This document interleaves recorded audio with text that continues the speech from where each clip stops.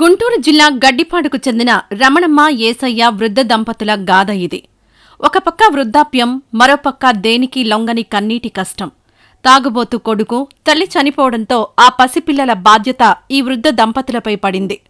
తల్లిదండ్రుల ప్రేమకు నోచుకొని ఆ చిన్నారులను కంటికి రెప్పలా చూసుకుంటూ వారి ఆకలి తీర్చడమే కాదు, వారి చదువుల కోసం కూడా తపన పడుతున్నారు.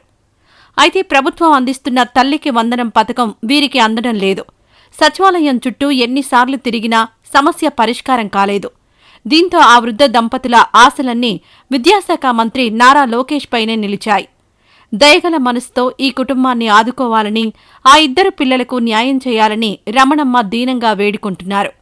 మంత్రి స్పందించి ఆ కుటుంబానికి అండగా నిలుస్తారని వారంతా నమ్మకంతో ఎదురుచూస్తున్నారు. పేరు రమణమ్మ అండి.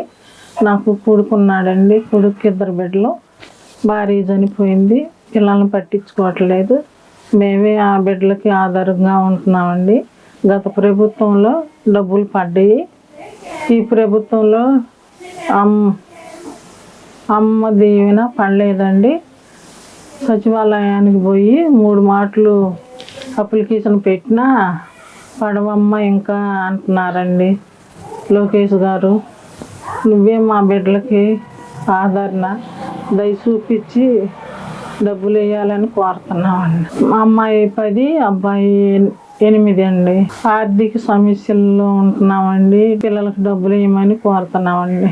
ఈ వీడియో నచ్చితే లైక్ చేయండి. అలాగే మా ఛానల్ ని ఫస్ట్ టైం కనుక చూస్తున్నట్టయితే ఇప్పుడే సబ్స్క్రైబ్ చేసుకుని పక్కనే ఉన్న గంట సింబల్ ని యాక్టివేట్ చేసుకోండి. అప్పుడే మేము పెట్టే ప్రతి వీడియో మీకు నోటిఫికేషన్ గా వస్తుంది. అలాగే ఈ వీడియో పూర్తిగా చూసినందుకు ధన్యవాదాలు.